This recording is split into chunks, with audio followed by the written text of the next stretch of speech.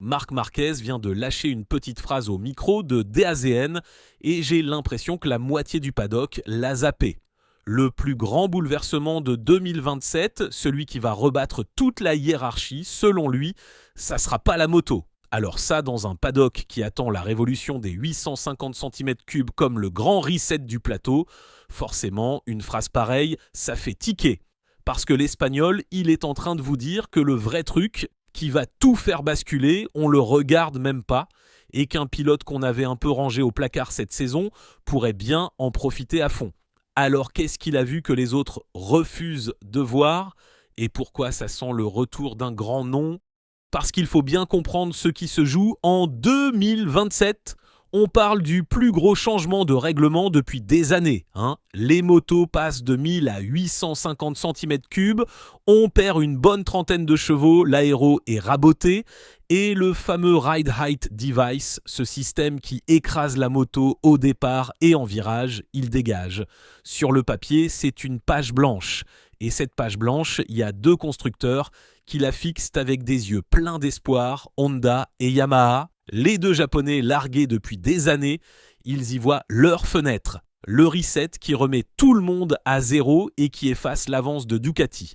Sauf que Marquez, lui, il balaye tout ça d'un revers de main. Il vous dit tranquillement que vous regardez au mauvais endroit, parce que pour lui, le vrai séisme de 2027, il n'est pas dans le moteur, il est dans le pneu. Michelin s'en va, Pirelli débarque, et changer de manufacturier, c'est pas un petit détail qu'on règle en un week-end, c'est tout un monde qui bascule. Et là-dessus, l'Espagnol est pas tout seul à le penser. Luca Marini a dit exactement la même chose pour lui. C'est le plus gros changement du lot, devant le moteur, devant l'aéro.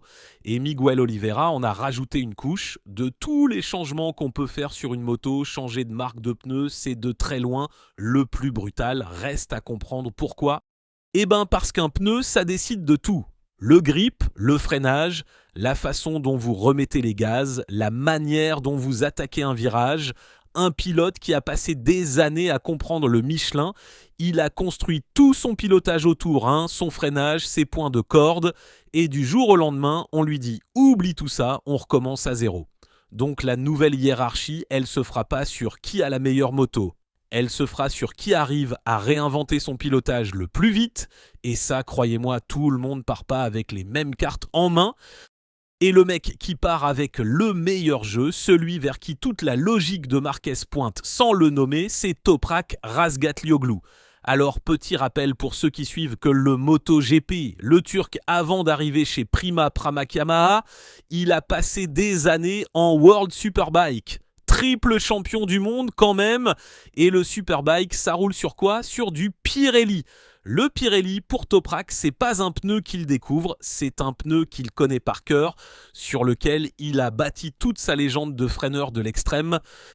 Sauf que cette année, en débarquant en MotoGP, il a dû tout réapprendre sur du Michelin et honnêtement, il a galéré. On l'a vu se débattre course après course avec une moto qui répond pas comme il veut, un train avant qui le trahit sur ses freinages de dingue. Ah, et petit détail que personne n'a vraiment relevé sur le moment, ce Toprak qu'on a trouvé décevant toute la saison, ce Toprak qui semblait un peu perdu, en fait, il se battait pas contre son talent, il se battait contre un pneu qui parlait pas sa langue, et ça c'est une nuance énorme. Et puis, Brno est arrivé. Le premier test officiel avec les Pirelli en 850 cm3, et là, le Turc a retrouvé le sourire direct. Écoutez ce qu'il a dit. Il a déclaré « Surtout à l'avant, je ressens exactement la même chose. Qu'en Superbike, la même sensation. » Et il a enchaîné « Je suis content après ce test, c'est déjà très positif. » Et il n'y a pas de langue de bois là-dedans, juste un mec qui rentre à la maison. Et Augusto Fernandez, le pilote d'essai Yamaha qui roulait avec lui, a remarqué la même chose. Le Turc est revenu à son style Superbike, ses freinages tardifs et violents. Mais le témoignage le plus parlant, il vient pas de lui, il vient de son patron Gino Borsoa, le boss de Pramac, et lui, il a lâché une phrase qui résume à elle seule toute cette vidéo, je vous la lis. L'Italien a expliqué avec ce nouveau moteur et les Pirelli, la moto s'est rapprochée des autres et grâce au Pirelli, Toprak s'est rapproché de son style de pilotage et du monde qu'il connaît. Le monde qu'il connaît, hein, le patron le dit lui-même, à mots à peine couverts, on rend au Turc l'univers dans lequel il a été sacré champion. Alors Borsois tempère, la moto est encore à l'état embryonnaire, faut pas s'enflammer, mais le message, lui, il est bel et bien passé. Et le truc, c'est que ça s'arrête pas du tout à Toprak. Si vous croyez que c'est l'histoire d'un seul pilote, vous passez à côté du vrai sujet, parce que le Pirelli, il n'y a pas que le Turc qui le connaît, toute une vague de jeunes tout juste sortis de Moto2 roule sur du Pirelli depuis 2 ans. Ai Ogura roule déjà en catégorie Rennes depuis 2025, Diogo Moreira a débarqué cette année et Daniel Holgado suit en 2027. Le jour où tout le plateau repasse au Pirelli, eux, ils retrouvent un pneu qu'ils connaissent donc déjà. Pendant que les stars bien installées, elles vont devoir désapprendre le Michelin. Vous voyez le retournement de situation qui se prépare, et c'est là que la vraie histoire éclate au grand jour. On a cru que 2027, c'était le grand reset technique qui allait enfin sauver Honda et Yamaha grâce à leur nouvelle moto. En fait, c'est peut-être exactement l'inverse. Le vrai reset, il n'est pas dans le moteur, il est dans le pneu et il pourrait bien piéger les cadors habitués au Michelin bien plus qu'il va sauver les constructeurs japonais. Les nouveaux repères, c'est pas les usines en crise qui les ont, c'est le champion venu du Superbike et les gamins sortis de Moto2. Le monde à l'envers, quoi. Et vous y croyez, vous, à cette théorie du pneu qui rebat toutes les cartes ?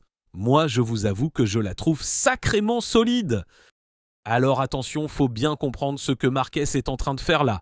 Il prédit pas sa propre chute, c'est pas un mec qui doute de lui. Ce qu'il fait, c'est beaucoup plus malin. Il prévient, il dit à tout le monde qu'en 2027, faudra d'abord dompter le pneu, la moto, elle viendra après. Celui qui aura compris le Pirelli le premier, il aura une saison d'avance sur les autres. Et en balançant ça l'air de rien, il fait une deuxième chose. Attention, il prononce aucun nom, il reste parfaitement général, il parle des styles de pilotage. Mais quand un seul mec de toute la grille a bâti sa carrière entière sur du Pirelli, tout le paddock complète la phrase tout seul. Marquez désigne le terrain, 2027 se jouera sur le pneu, et sur ce terrain-là, un nom s'impose de lui-même. Et franchement, quand j'y pense, ça me vend du rêve. Marc Marquez contre Toprak Razgatlioglu, deux des plus grands pilotes de la planète deux roues, chacun sa légende, face à face sur une grille remise à zéro par un simple pneu, le patron du Grand Prix contre le roi du Superbike. Si ça se joue vraiment là-dessus en 2027, mais on va se régaler. Bref, moi j'ai hâte d'y être.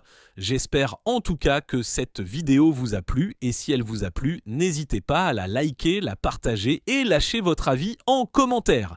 Et justement, vous êtes team de qui sur ce coup, vous? Vous misez sur Marquez qui dompte le Pirelli comme il a tout dompté jusqu'ici? Ou vous sentez le coup de Toprak qui rentre enfin dans son monde? Dites-moi tout ça en commentaire. On se donne donc rendez-vous très vite pour la suite.